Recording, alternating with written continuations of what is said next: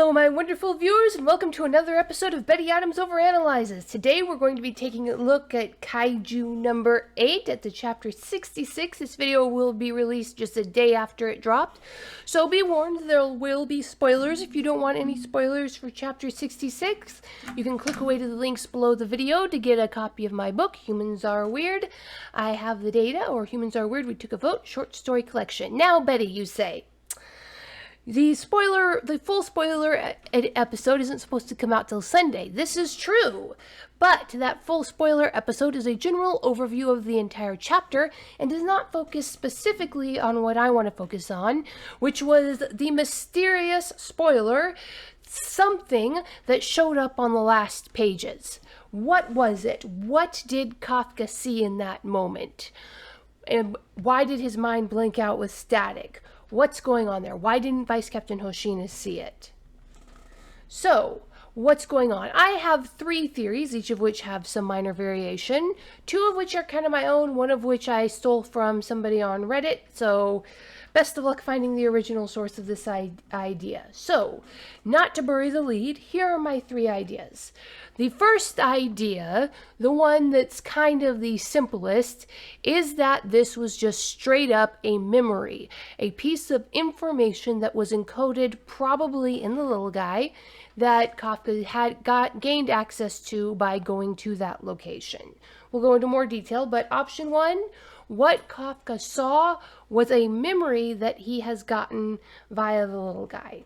Option 2, that there actually is another warrior out there, is or was another warrior out there, possibly buried at that shrine or hanging around at that shrine, and Kafka was witnessing the presence of another warrior like himself, a human who had merged with the Kaiju.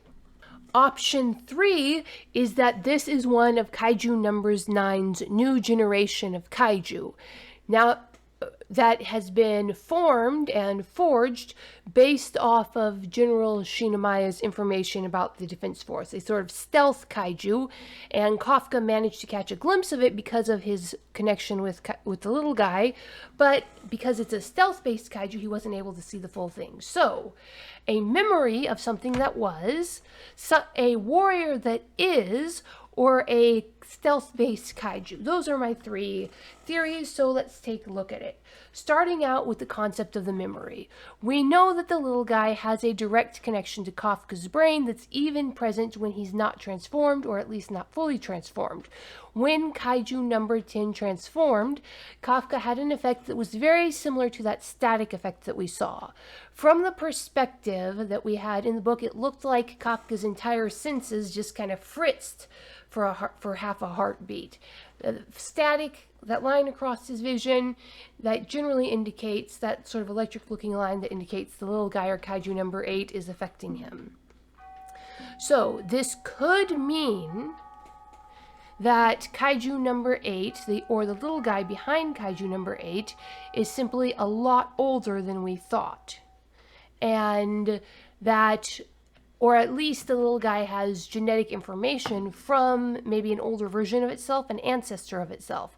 And the warrior that we saw there was a warrior, perhaps someone like Kafka, or perhaps simply a samurai. Now, when we see the close-up of the face, it does look like that he has that Kaiju-human hybrid eyeball and the same bone face that Kafka has. Perhaps this was, again, a warrior who fought during the 1657 battle, and perhaps this warrior was the result of another little Kaiju, like the little guy, forming a powerful warrior that would help the humans take down the Daikaiju of the time. Now, I could probably do this here in the memory theory section or in the warrior theory section.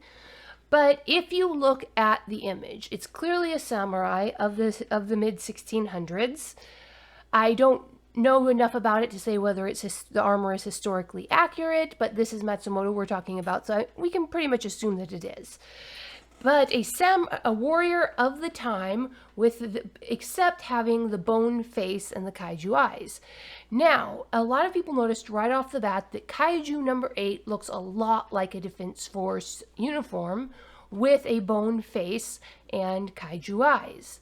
And the standing theory has been that Kafka was mentally shaping the uniform into what he wanted to be. He wanted to be one of the Defense Force warriors, and so when the little guy gave him the ability to transform into Kaiju number 8, he automatically took on the appearance of a Defense Force suit.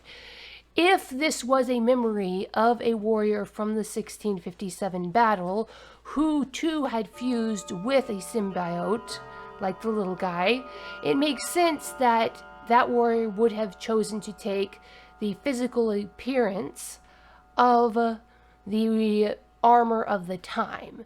So you have a warrior with the bone face and the kaiju eyes simply taking on the appearance that that human warrior's mind projects onto the new kaiju body.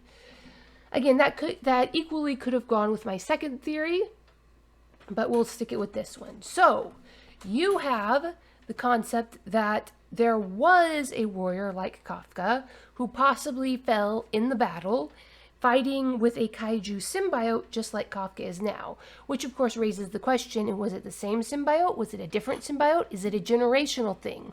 Was that essentially the little guy's ancestor? Or was it the little guy himself?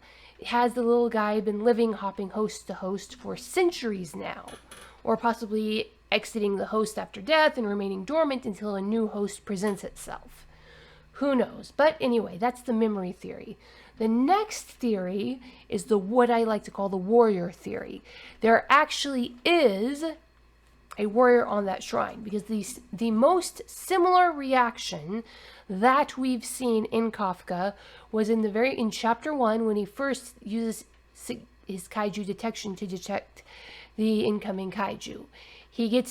There's that same line of static, that same kind of almost blackout static effect, and he has a clear mental image of that freakishly Attack on Titan looking kaiju that started this whole thing.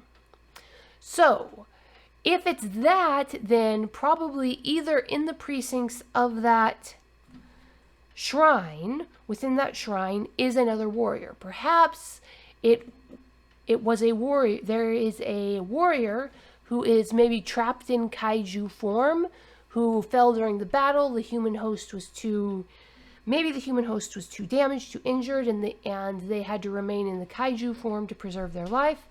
But this theory kind of assumes that somewhere in that shrine is another warrior like Kafka. And very similar to the previous one, but instead of being one of the little guy's memories from the past, this is a reality of the present.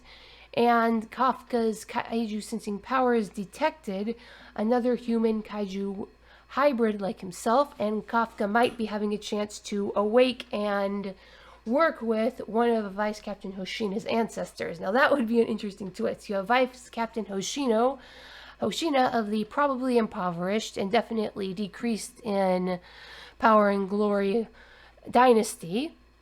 And then you have this random peasant in Kafka who now has this power. And what would Hoshina's ancestor think about that? It raises a bunch of different storytelling potentials. And that's probably my favorite one. But one of the ones that I actually am giving a lot of credit to is the one that I stole from Reddit. I can't remember who suggested it first. But that did look like Kafka's kaiju detecting power. So what if he actually did detect a kaiju? We know Kaiju number 9 has the ability to create little bubbles of reality that people can't see into, but that Kafka and Kaiju number 8 could see through and detect things inside of. We also know that Kaiju number 9 adapts his weapons, these bodies that he sends out, to his previous experiences. And Kaiju number 9 has been actively countering Kaiju number 8 for a while now, so Kaiju number 9 could have figured out, or could have partially figured it out, how to counter Kaiju number 8's kaiju detecting capability.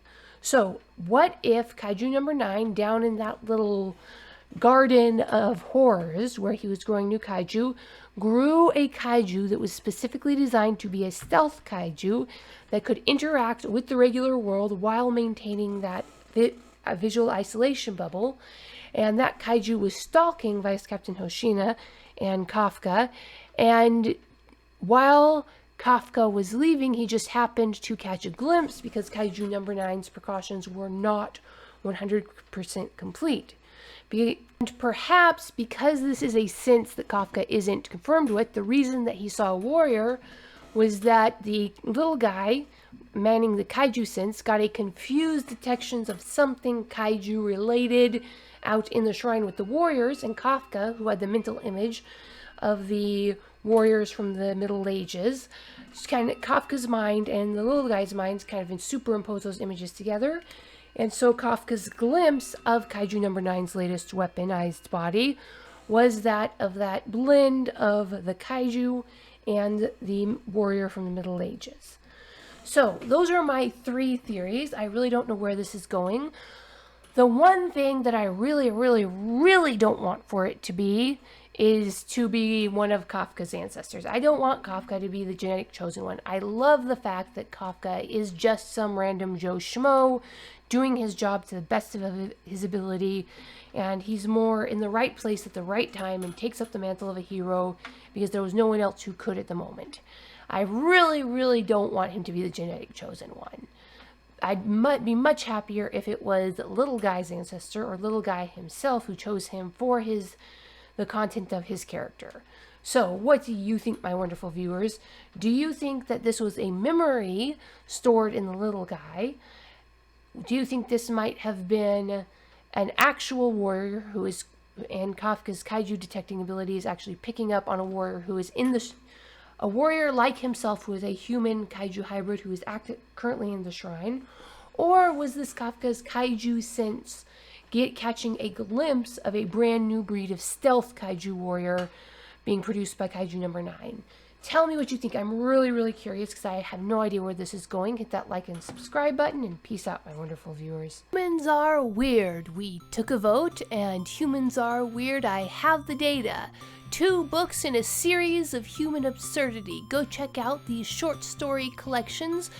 What will our little green friends think of us when we finally do make it to space? Find out the answer in 2 books of human absurdity. Humans are weird, we took a vote, and Humans are weird, I have the data. Available on Amazon, Barnes & Noble, Kobo, and Google Play.